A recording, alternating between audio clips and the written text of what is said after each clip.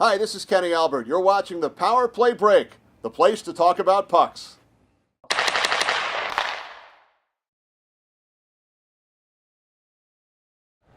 Hey everybody, it's Chris Riley again for the Power Play Break. We're here at the coaching education program for USA Hockey in Long Island. We're joined by Dave Starman, CBS Sports Network college hockey analyst. Dave, welcome to the show. Thank you. Let's get into now, I talked to Matt Herr earlier about the American development model. You're more of a goaltending expert, a specialist, I would say. How does the ADM model relate to the goaltenders? How do they get them into the practices and the different aspects of it?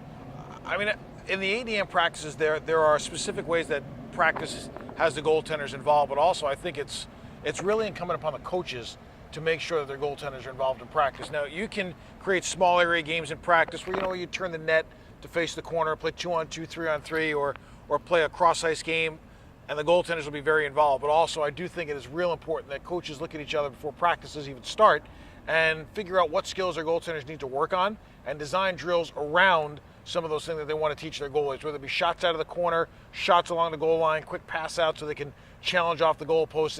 It's a combination of the ADM, but it's also very, very much a factor in the coach's decision how to incorporate his goalies into the practice. Now, at different levels, you have the mite squirts, and you move your way up. What skill level are you looking to develop for a young goalie? Let's say he's starting out 5-6 years old. I mean, you just want to have him stop the puck, or do you want to try to teach him different aspects as he's moving up? At 5 or 6 years old, we just want them to want to play goal. but the one thing that's real important is getting them to stand up in their equipment and be able to move around. I mean, there are a lot of times where I'll tell a 5 or 6 year old goalie once he puts his equipment on, we don't even worry about you stopping the puck right now. I just want you to skate around, follow me around the ice, get used to the equipment, get used to your balance. At that age, we have found that the kids will teach themselves more about balance than we can teach them because they're figuring it out. And the way we talk to them, they might not be able to understand exactly what we're trying to teach them. So a little bit more free play for them is really good, and then we can start to assimilate them into whether it be saves or technique or seat cuts or swizzles. Then we could start to get a little bit more technical with them. As they move up in each different level of the ADM program, I mean, are skills enhanced for them? Are they given more opportunity to say, okay, you know what, you guys need to work on this? And we have a couple of drills for you guys for this. Oh, there's no question. I mean, the famous goalie drills are the letter drills, and you think of the letters in the alphabet, and almost each letter has a drill that you can do with your goalies, whether it be coming out, coming back, and then coming across, the A drill or the E drill where you're up, back, and then out, back again. I mean, all that stuff can work letter-wise. And then, there's also your basic skill drills around the crease, whether it be T-pushes or T-glides or getting up and going down real quick. But the one thing that we have learned with the goalies is that if they don't have balance and they don't have courage, then everything else breaks down around them. They've got to be not afraid to get hit with the puck, but they've also got to be proficient in being able to move forwards, backwards, and sideways. And the other part of that is once a goalie decides he's going to be a goalie, especially at a young age, and there's a lot of debate about this, I like to get the goalies on goalie skates somewhat early so they can start to learn the technique. It is impossible to teach a goalie how to sideways shuffle wearing forward skates because the blade is not sharpened. Yeah, it's not cut for it. So you get a goalie on a goalie blade which is a little bit longer, a little flatter, and a little wider in terms of the width of the blade, then it's real good for them. And then they can start to progress the way you want them to. Is there separate skill sets in this model for goalies? Is there, are you saying to the kids at some point, you pull them aside to practice and say, as you guys move up a little bit further, now you guys are bantams, and you know what, the forwards and the defensemen are going to work on one thing. We're going to pull you guys aside. I mean, that's the way a lot of coaches used to coach. They used to take the goalies aside and say, we're going to work on like key components for 20 minutes. Forwards and defensemen go down the other end of the ice and work with the other coach on these things. Do you kind of break that up, or do you try to blend all the kids together? You can break it up a little bit. The biggest difference with the goalies, and this is kind of the beauty of being a goalie, is you can develop your skills and develop your style, but you don't have to worry about assimilating into a team style. I mean, that's where it's a lot different. So you may be working with your forwards and your defensemen on certain team tactics where fundamental skills are obviously involved, but you're not going to have your goalie involved in your forecheck. So it's a whole different mindset. So with the goalies, you can isolate on them, and you can really work on what's important to them, and that is their movement around the crease, their technique in stopping the puck. And I think it's important that as you go along with your goalies, you teach them to be situational goalies. I think that define that a little bit. Situational goalies is knowing what saves to use at what time, and the butterfly style is very big right now, and the hybrid butterfly style is very big right now, and it has proven successful. But on the other hand, you're seeing guys like Jonathan Quick, and you're seeing guys like Tim Thomas. They are total hybrids off of the standard butterfly. They do a lot of things that are very athletic based. They do a lot of things that are very reflex based, and I think you need to make sure like Chris Osgood was, like Marty Brodeur still is. They can play situations. They know when to use a half butterfly save versus a full butterfly. They can make a 2-pad slide if they have to. They can utilize the poke check.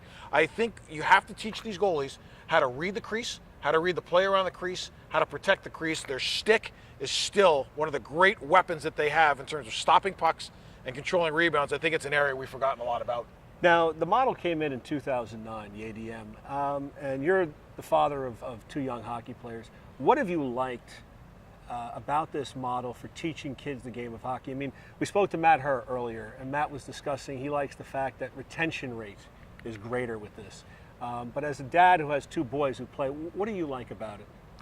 I think the best thing about it is that your kids come off the ice and they're sweaty and they've had a great time because they haven't stood around and they haven't been lectured. And that is so important. The drills that are happening, whether it be 3 stations, 4 stations, 6 stations, you're constantly moving. Now, you may be moving in a drill for 6 minutes and maybe it's a non-puck drill, but you're going around cones, you're moving forwards and backwards, you're navigating around obstacles. That's all important hockey stuff because players without the puck have to do that kind of stuff too and think about where they can find open space. But the bottom line is these kids come off the ice and they are just an absolute sweaty mess. They love it. They've had a great time and they tell mom and dad, I want to do this again because they were so involved and there was so much activity. And we're seeing a huge difference from the day when you and I grew up playing, where you'd do a drill, you'd stand in line for a minute, and you'd be in action for 9 seconds, and then you'd stand in line for another minute, and you get off the ice and you wouldn't have a sweat and you'd be freezing cold, and you would say to yourself, or you'd say to your parents, I don't really like this, I'm not doing anything. So this has absolutely turned our experience upside down and taken it to another level. How have, they always say you need to be at the grassroots level, and that's really the key to any success in anything you do in business or in sports.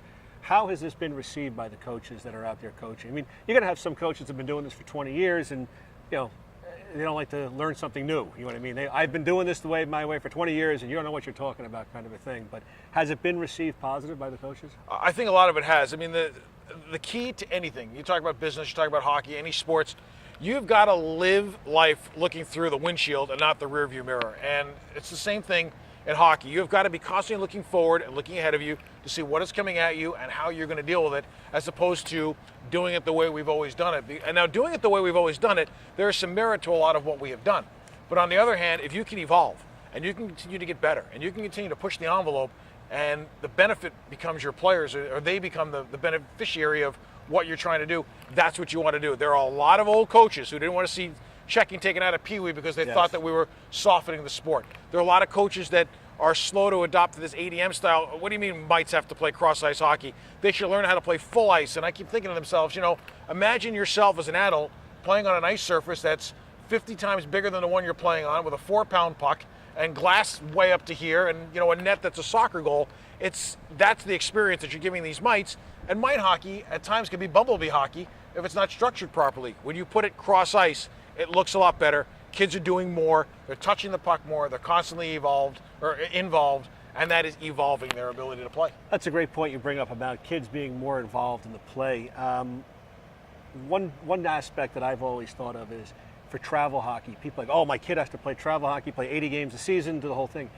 But in a lot of cases, some kids don't really want to do that, get forced into it by mom and dad, and they'd rather stay at their rink where they skate for 2 hours instead of driving the car for 2 hours. Have you found the parents to be receptive to say, look, in the beginning here, you don't have to do the travel thing. You'd rather have your kid here get his skill development up, have him skate 2 hours at a clip, touch the puck 1,000 times in our model, than to drive the 2 hours and maybe you play 15 minutes and touch the puck twice. There's no question. I mean, I've got friends of mine that are parents. Their kids are playing mite major at the Tier 2 level. The season hasn't started yet. It's only September now. They've already played 5 tournaments and are $4,500 of the whole. They haven't played a league game yet. I mean, and to me, it's insane. If you can keep these kids at home, where it's cost effective for the parents, and we all know that a lot of kids stop playing hockey because the parents can't afford it. It's an expensive sport. So if you can do everything possible to maximize the dollar value that these parents are spending for their kid to play the game, you're going to wind up with happy parents, you're going to wind up with better kids, you're going to wind up with happy coaches that aren't driving all over the world to coach games that, when you think about it, don't really mean a whole lot. I mean, how important is it as a mite or a scored coach to win 45 out of 55 games? I mean, it's irrelevant.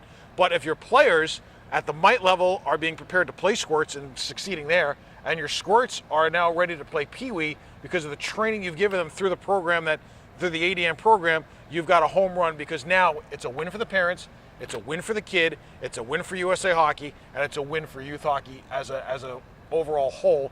That, I think, is what everybody's trying to do, and I think it makes a lot of sense. We'll have more on the Power Play Break with Dave right after this.